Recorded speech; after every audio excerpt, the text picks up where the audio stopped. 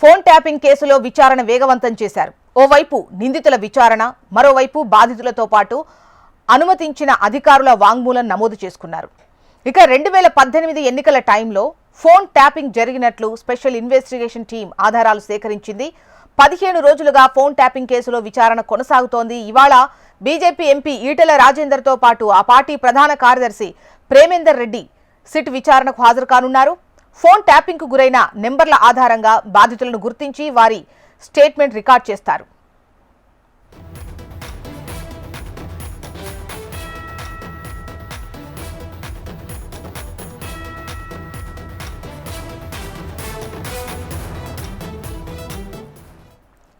Phone tapping కేసులో విచారణ వేగవంతం చేశారు. ఓవైపు నిందితుల విచారణ, మరోవైపు బాధితులతో పాటు అనుమతించినటువంటి అధికారుల వాంగ్మూలం నమోదు చేసింది సిట్ ఇన్వెస్టిగేషన్ టీం.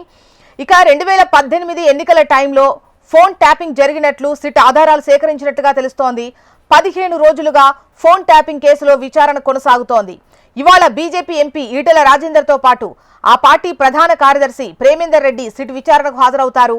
ఇక ఫోన్ ట్యాపింగ్ కు గురైన నెంబర్ల ఆధారంగా బాధితులను గుర్తించి వారి నుంచి స్టేట్మెంట్ రికార్డ్ చేయనున్నారు.